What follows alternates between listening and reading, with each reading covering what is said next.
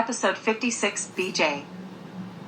Later this year, EPA will launch a competition for $4.6 billion in funding to implement projects and initiatives included in the plans. New York will be eligible to receive that implementation funding because it has opted in to receive the planning grant. New York is among the 50 states, the District of Columbia, and Puerto Rico that are eligible to receive $3 million each in EPA Climate Pollution Reduction Planning Grant funds. New York will use the funds to augment climate planning in collaboration with municipalities statewide and to conduct meaningful engagement with communities, including with overburdened communities throughout the state. New York State's Climate Act, passed in 2019, is among the most ambitious climate laws in the nation. New York State's climate agenda ensures that at least 35%, with a goal of 40%, of the benefits of clean energy and energy efficiency investments are directed to disadvantaged communities.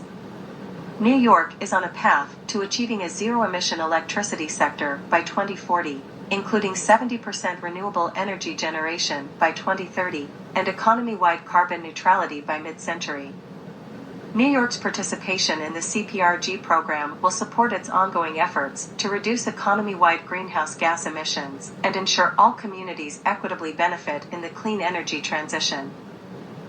About the Climate Pollution Reduction Grant Program. The CPRG planning grants will support states, territories, tribes, municipalities, and air agencies in the creation of comprehensive, innovative strategies for reducing pollution and ensuring that investments maximize benefits, especially for low-income and disadvantaged communities. These climate plans will include greenhouse gas emissions inventories, emissions projections and reduction targets, economic, health, and social benefits, including to low-income and disadvantaged communities. Plans to leverage other sources of federal funding, including the Bipartisan Infrastructure Law and Inflation Reduction Act. Workforce needs to support decarbonization and a clean energy economy, and future government staffing and budget needs. In program guidance released earlier this month, EPA describes how the agency intends to award and manage CPRG funds to eligible entities, including states, metropolitan areas, tribes, and territories. Next steps.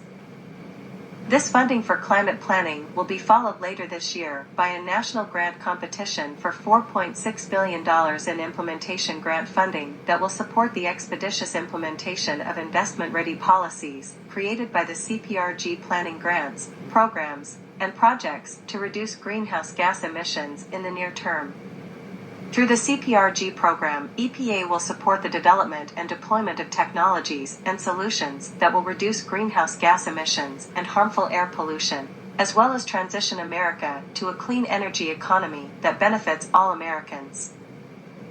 By summer 2023, EPA regional offices expect to award and administer the funding agreements once all legal and administrative requirements are satisfied. More information on the Climate Pollution Reduction Grants. CPRG Planning Grant Program Guidances. Sign up for notifications about the Climate Pollution Reduction Grants. More information about New York's Climate Scoping Plan and New York's framework for reducing greenhouse gas emissions and achieving net zero emissions. Follow EPA Region 2 on Twitter and visit our Facebook page. For more information about EPA Region 2, visit our website. Vermont.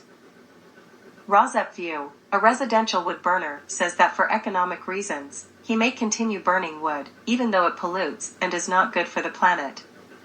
Logically, the economic argument for burning wood is a fallacy.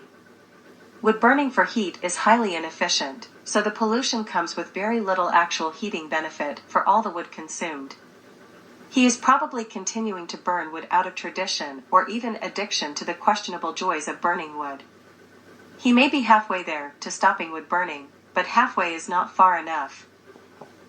Maybe the author is making a perverse threat that he will not follow through on, to make a point that wood burning is perverse.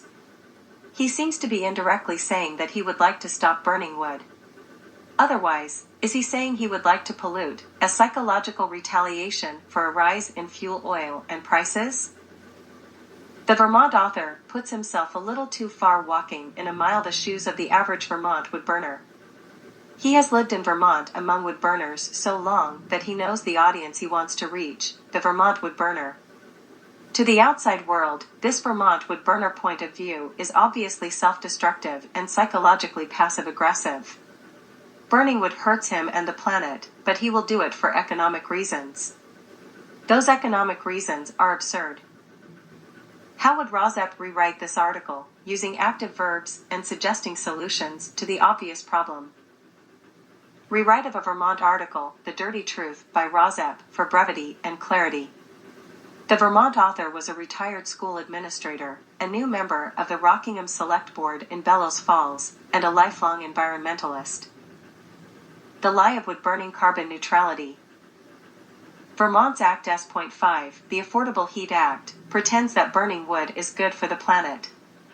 S.5, the current Vermont state plan for renewable energy calls for 35% of our thermal, heating, energy needs to come from wood by 2030. The Affordable Heat Act states that automated wood heat technology via pellets is the tool that will enable us to reach that goal.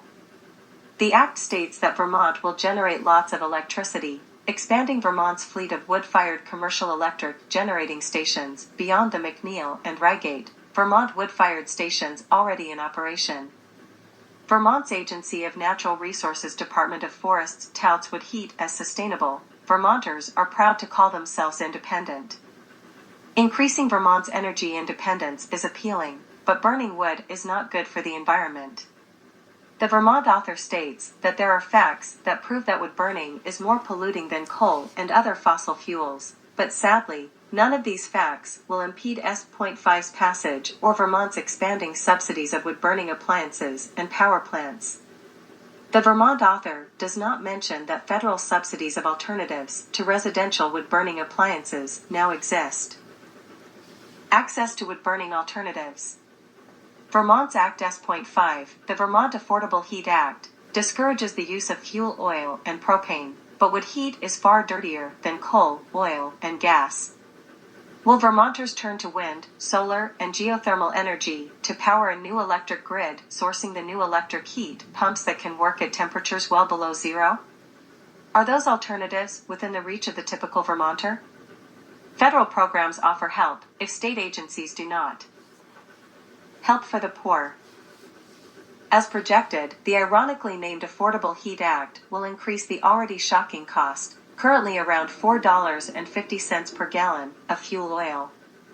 This economic argument is powerful to the indigent if the intent of the law is not achieved, and if people do not choose clean alternatives to fuel oil and propane, but continue to burn fuel oil and propane in spite of incentives to change.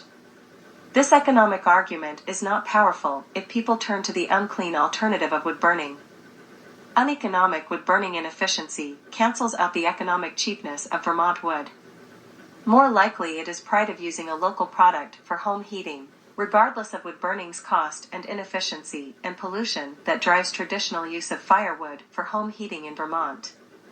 If there are not Vermont state programs to help the indigent obtain clean sources of home heating, Vermonters can turn to federal programs such as the Low-Income Home Energy Assistance Program, LIHEAP, for economic help in changing to, for instance, electrical heat pumps. Vermont is proudly primitive.